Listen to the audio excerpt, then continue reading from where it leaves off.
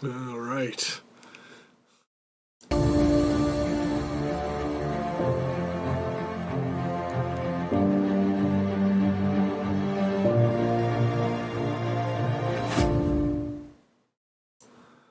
All right.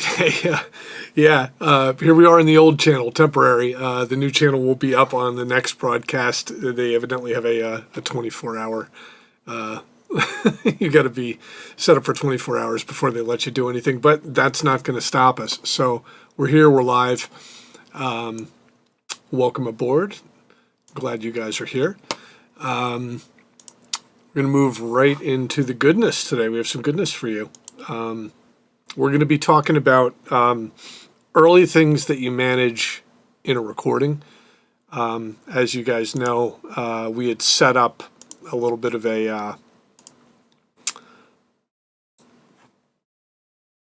a couple different parts that we were recording on. Sorry, I'm still clicking buttons. Okay, I'm done clicking the buttons, and here we go. So when last we were here, we had the video that was how to record drums, bass, acoustic guitar, and lead in 20 minutes. And so we ended up with this. Let me show you what we have so far and the steps that we're going to take with it today. So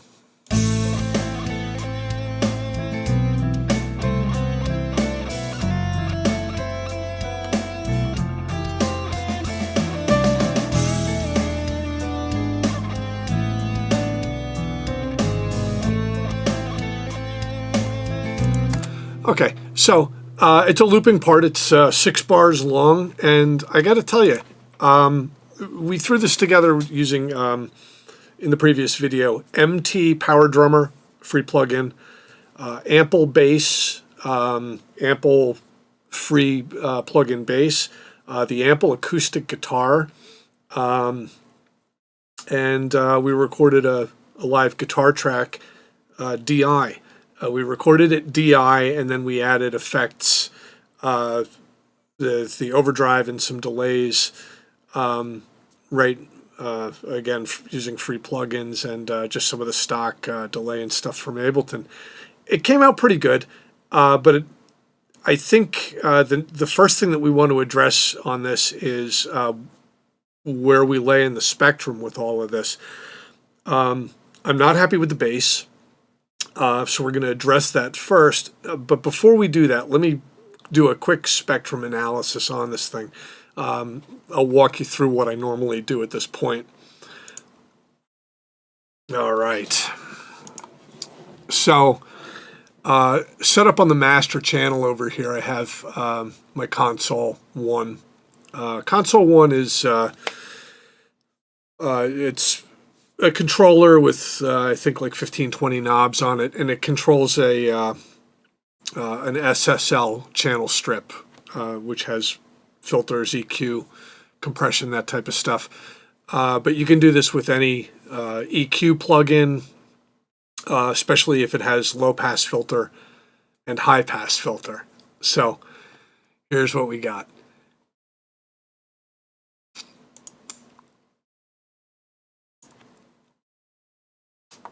Okay, so here's the main screen for this, and as I run this, I'm going to just kick in first the high pass filter.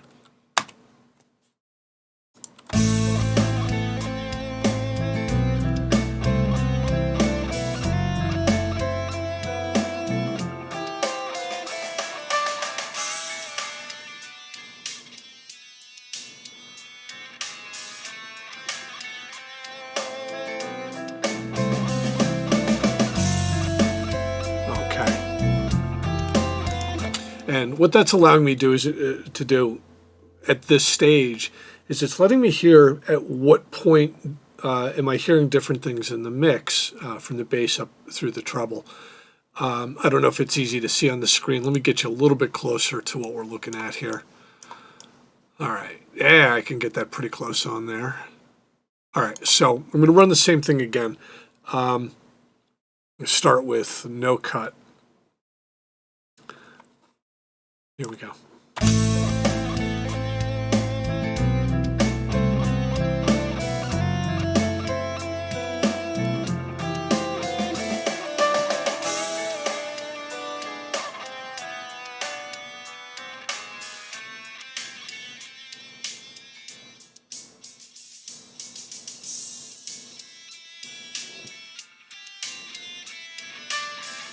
All right.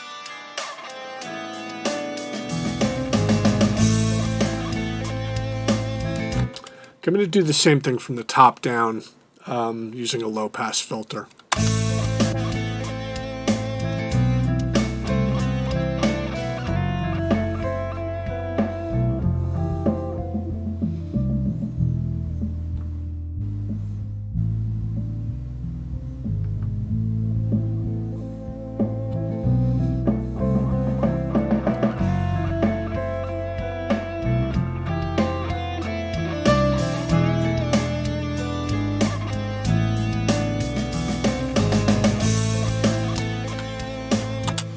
Okay, so what I was just listening for is what instruments are occupying the different areas of the spectrum.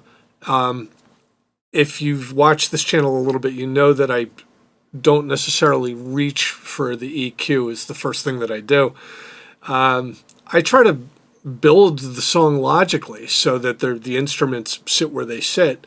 And if I've chosen instruments well, when I set their levels, I should not need to EQ really anything. And a couple things struck me when I did that. First off, as I was running high pass, I was cutting out the bass and listening through the mids and the treble. I heard a couple piano notes come really kind of clacking through that mix. Well, I know how to deal with, explosive little piano notes. Well, we're going to take a look at that piano track. We're not going to EQ it. But we're going to go ahead and we're going to throw a compressor on there. So I have, we'll just use the basic compressor provided to us in Ableton. And I'm going to go ahead and solo this piano. Let me get you guys zoomed in a little bit.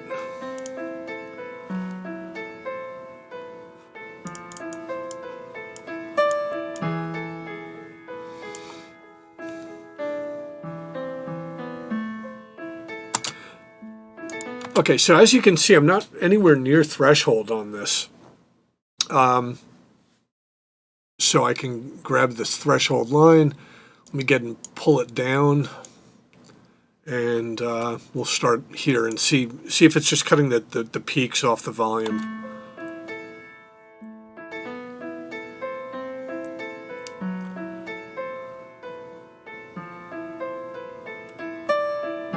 There's that big one that came bouncing out. Okay, now it only mostly managed it, and that's because of where my ratio is at, a 4-to-1 ratio. That means anything that goes over threshold is going to be turned down at a 4-to-1 ratio. If it was an infinite ratio, that's what a limiter does. Same thing as a compressor, just with infinite ratio. It would have limited it and not let the volume ever go above threshold. So what I can do is I can say, well, instead of it jumping above that peak at like, say, 4 dB over, it only right now is coming at 1 dB over. That's what a 4-to-1 ratio does. But I think I can actually hit that ratio even a little bit harder, the way I'm hearing it in my head. I'm going to take it up to, we'll try 7-to-1. If I crank it up much beyond 10 or obviously 20-to-1, it's going to totally chop it. And at that point, it's a limiter. So let's see how it deals with those big peaks.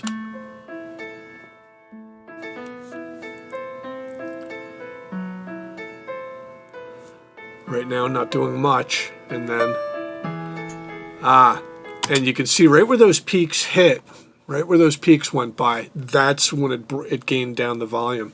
I'm going to be even more aggressive with this. I'm going to bring the threshold down so it starts its activity a lot sooner. This is going to give me more of a wash of a piano sound without the really any spiking in it. But let's see what it does. Yeah, you can see it's almost every piano hit.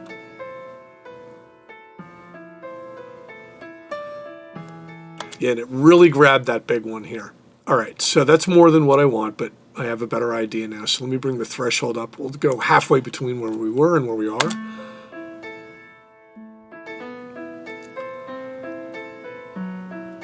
going to bring it down just a hair.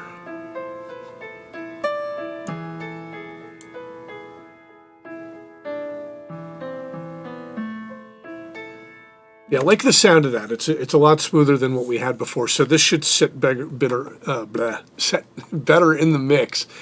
Likewise, we did a duplicate of this track, an octave down on acoustic guitar. So let me. This was not bothering me when I did that Spectrum, when I listened to the Spectrum. But it is a little bit warm. It's a little bit warm sounding.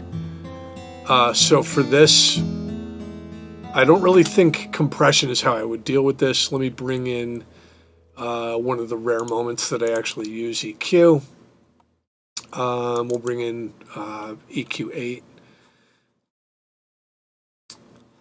And let me go back to big screen because this kind of blows up pretty big when I go like this. Okay, so here's EQ8. Okay, so I can see down below 100 hertz. The samples that they use on this particular acoustic guitar has a lot of brumble in it. So I'm going to set this channel up for like a filter cutoff. And let me see where it goes now.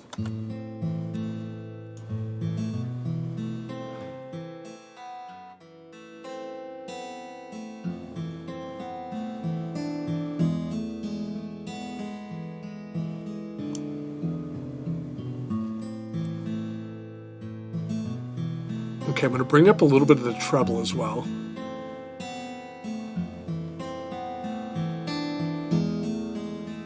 Okay, and again, it's unheard of for me to use EQ, but it's being played very low, and it had a lot of boom in it, and we don't necessarily want a lot of boom in it.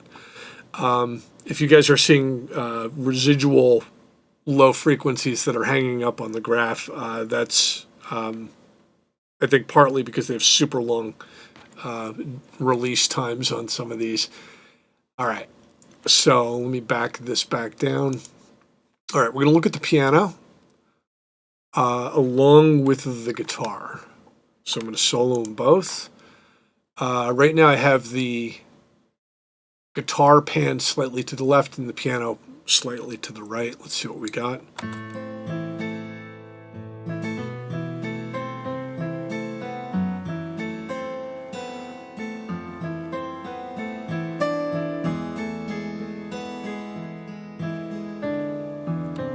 Okay, and I'm kind of hearing now with the compression on it, the piano seems like it's a little bit hot in the mix. I'm just going to back the piano down a little bit.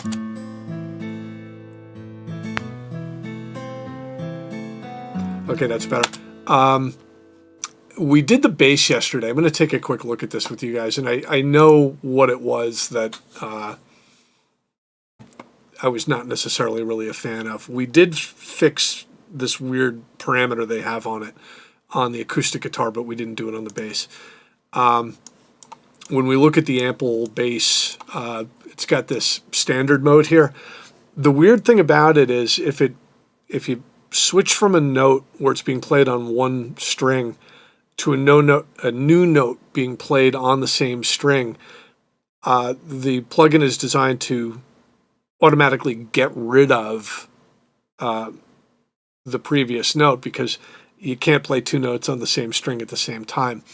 But if I switch from standard mode over to keyboard mode, that little part of the software goes away. So now that we've made that change, there was a weird dropout at the end of the bass line. We're going to listen just to the bass here.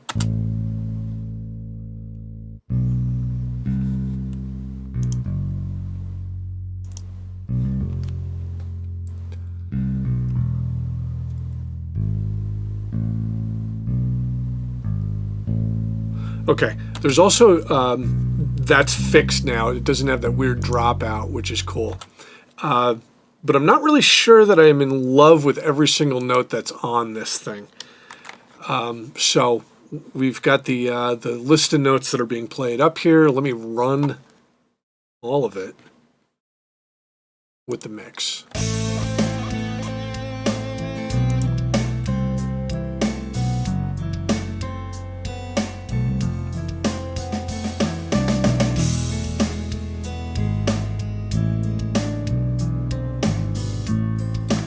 Okay, and I can see the note that I don't like here. I went from a G sharp to an A, which I'm not really digging. I'm going to take that A. I'm going to move it up to, if it lets me grab it, I'm going to move it up to a D. All right, we're just going to try this new bass note at the end.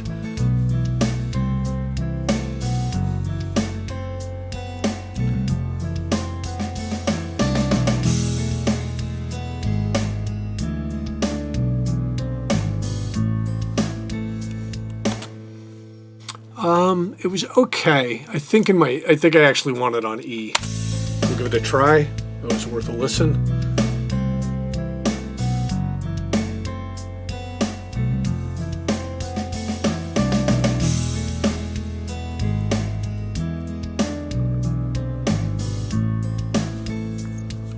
Okay, I like that much better. It's also way too hot. So let me back down the bass a little bit. Let me put that solo back in and see what we have.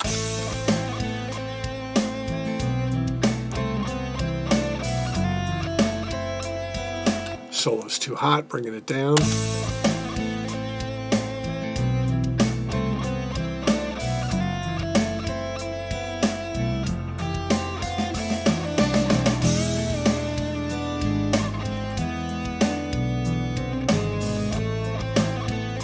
Okay, it's not bad. We're going to bring up the SSL again, and I'm just going to look at the spectrum going on here.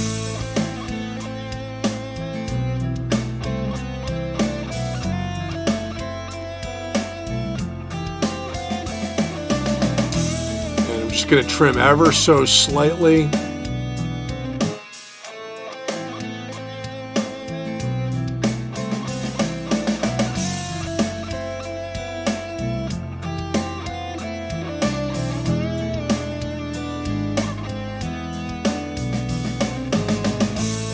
Okay, so what you just saw here, guys, this was the spectrum trick. This is the trick that I use when I'm fairly new to a new song or a new section of a song.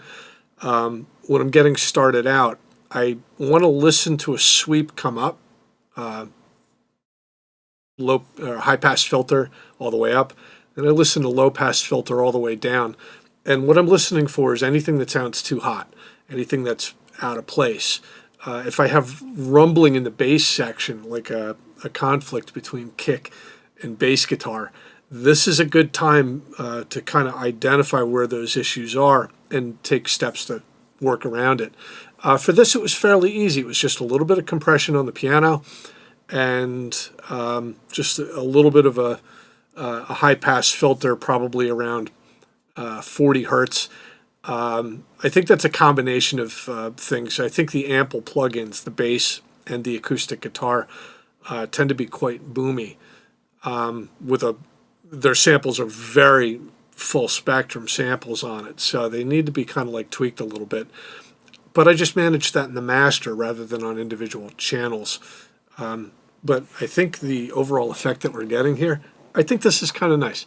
So let's take one more quick look at this.